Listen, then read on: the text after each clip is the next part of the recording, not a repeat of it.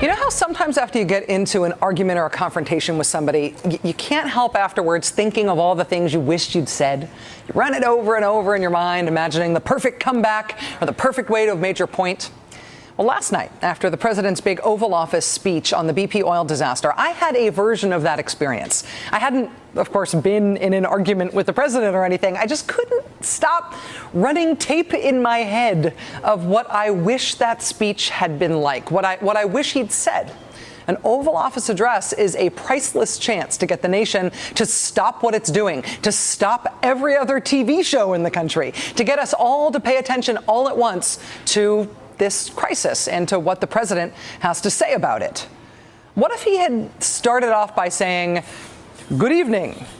Okay, he actually did start off by saying good evening. But what if right after he said good evening, he said, "I'm here to announce 3 major developments in the response to the BP oil disaster that continues right now to ravage the beloved Gulf Coast of the United States of America.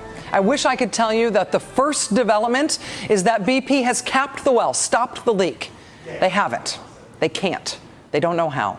And no one else does either. Their best hope is a relief well, which poses its own risks and challenges, and which, even in a best-case scenario, affords no relief until August. All the might of this, the mightiest nation on earth, and the combined expertise of the richest, most technologically ambitious corporations the world has ever seen cannot, it turns out, cannot cap an oil well when it breaks 5,000 feet deep in the ocean. It is something that mankind does not yet have the technological capability to fix. And that brings us to the first development in this disaster that I am announcing tonight.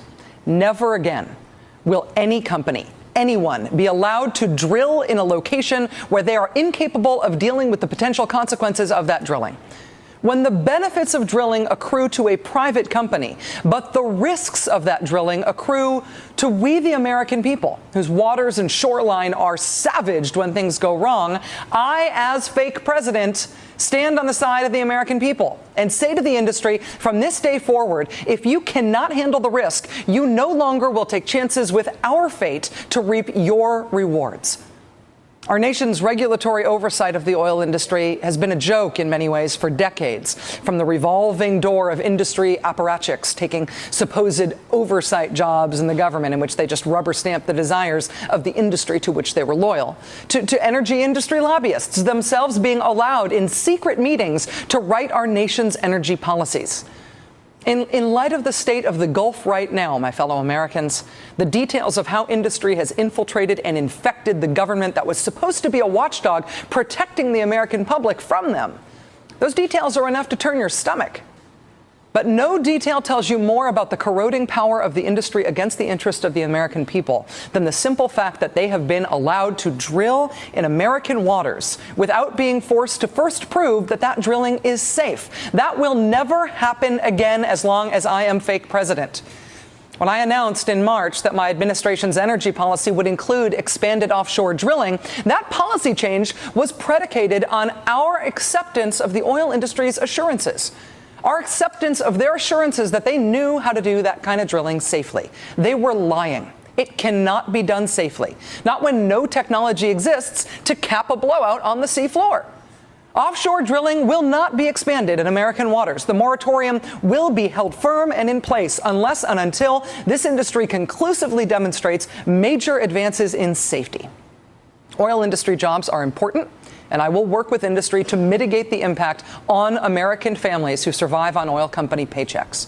But in the 21st century, and in the name of the 11 oil workers who were killed when the Deepwater Horizon rig blew out, we will not play Russian roulette with workers' lives.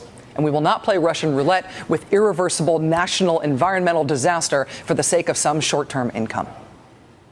The second major development I'm announcing tonight, my fellow Americans, concerns another oil industry assurance that we can no longer believe. The industry has long assured us that they were capable of handling spilled oil. In BP's own disaster response plan for the Gulf of Mexico, they claimed they were perfectly capable of containing and cleaning up to 250,000 barrels of oil a day. That no significant amount of an oil spill of even that size would get to shore, would foul beaches, would kill wildlife, or destroy wetlands. They were lying when they gave that assurance.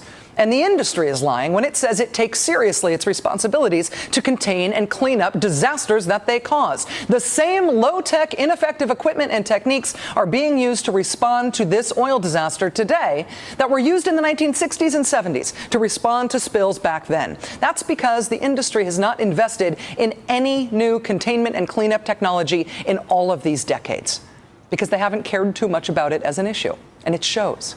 It shows both in the inept technology that we have to deploy to contain, to clean up a spill like this, and it also shows in the lackadaisical, uncoordinated, unprofessional way this inept technology has been deployed by BP.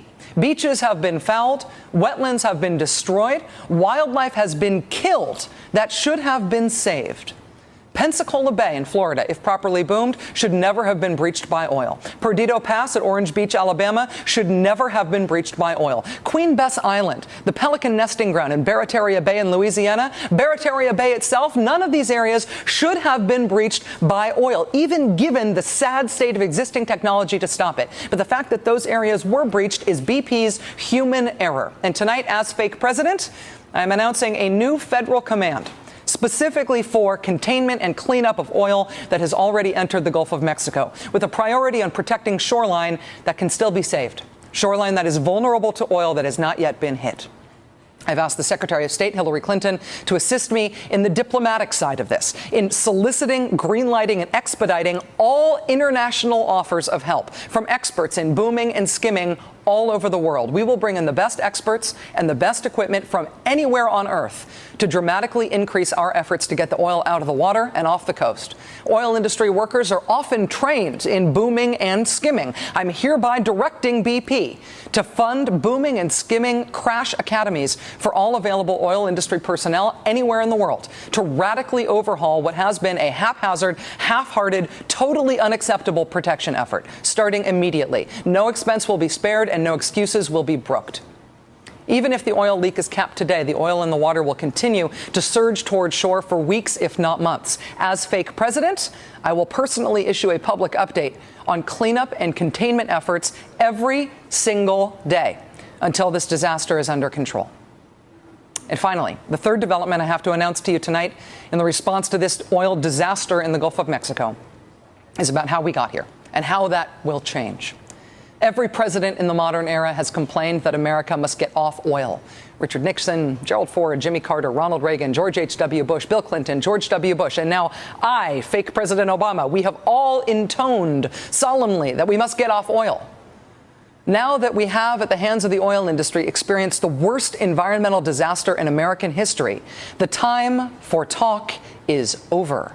The world is different now. Our country is different now. The scales have fallen from our eyes. People say we're not ready. They're right. We're not ready. We also weren't ready to fight in World War II before Pearl Harbor happened. But events forced that upon us, and events have forced this fight upon us now. I no longer say that we must get off oil, like every president before me has said too. I no longer say that we must get off oil. We will get off oil, and here's how.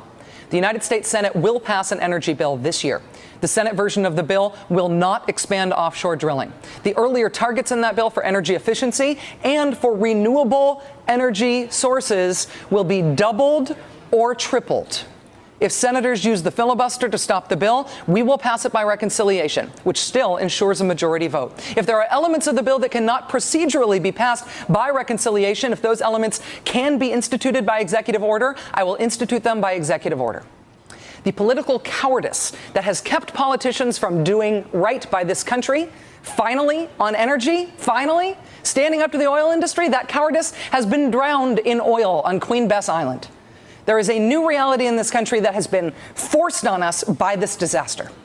As president, I pledge to you that the land and sea and livelihood and lives of the American people will be put first as we do everything that is humanly possible to stop this disaster. We will never again let the oil industry put America at this kind of risk. We will save what can still be saved that is directly at risk from the oil in the Gulf, and we will free ourselves as a nation once and for all from the grip of this industry that has lied to us as much as it has exploited us, as much as it has befouled us with its toxic effluent. The oil age, America, is over. If you are with me, let your senator know it. I will next speak to you about the BP oil disaster tomorrow with my first public update on the cleanup effort in the Gulf. God bless you, and God bless the United States of America. Oh, and one more thing. I've also decided I'm not a White Sox fan anymore. I'm now a Red Sox fan, and I'm closing Guantanamo. Thank you. Bye. So, in my mind, last night, that's what the president said, which is why I will never run for anything, because I say stuff like toxic affluent, and I get all weepy when I'm mad. Also, when I'm mad, I get blotchy. And nobody likes a blotchy president.